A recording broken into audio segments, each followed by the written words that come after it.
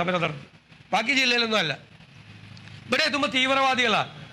മുസ്ലിം തീവ്രവാദികളെന്നും ഇസ്ലാം തീവ്രവാദികളെന്നും മലപ്പുറത്തെ തീവ്രവാദികളെന്നും വ്യാപകമായി CPM നേതാക്കൾ ആവർത്തിച്ച് പറഞ്ഞിട്ടുണ്ട്.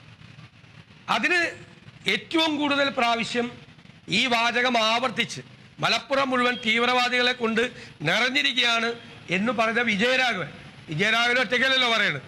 കേരളത്തിൻ്റെ മുഖ്യമന്ത്രി പിണറായി വിജയൻ ഡൽഹിയിൽ പറഞ്ഞ അതേ കാര്യം ഞങ്ങൾക്ക് മുഖ്യമന്ത്രി പിണറായി വിജയനോടും CPM നേതൃത്വത്തോടും പറയാനുള്ളത്, ആ മലപ്പുറം മുഴുവൻ തീവ്രവാദികളാണ് എന്നുള്ള നിലപാട് നിങ്ങൾ ഇപ്പോഴും ഉറച്ചു നിൽക്കുന്നുണ്ടോ? പ്രിയങ്ക ഗാന്ധിയും രാഹുൽ ഗാന്ധിയും ജയിച്ചത് തീവ്രവാദികളുടെ വോട്ട് കൊണ്ടാണ് എന്ന നിലപാടിൽ നിങ്ങൾ ഉറച്ചു നിൽക്കുന്നുണ്ടോ? നിലമ്പൂരിൽ CPI സ്ഥാനാർത്ഥിക്ക് LDF സ്ഥാനാർത്ഥിക്ക് കിട്ടേണ്ട വോട്ട്, പൊളിറ്റിക്കലായി കിട്ടേണ്ട വോട്ട് 29,000 അല്ലല്ലോ, ആണോ?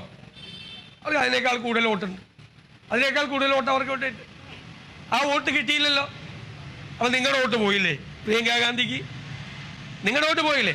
CPMകാരുടെ വോട്ട്, CPIക്കാരുടെ വോട്ട്, LDFിലെ വിവിധ ഘടകകക്ഷികളുടെ വോട്ട് എല്ലാം പോയി.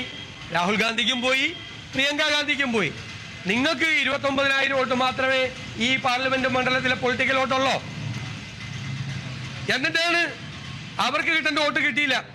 അപ്പം നിങ്ങൾക്ക് നേരത്തെ കിട്ടിയിരുന്നത് ഈ തീവ്രവാദികളുടെ വോട്ടാണോ?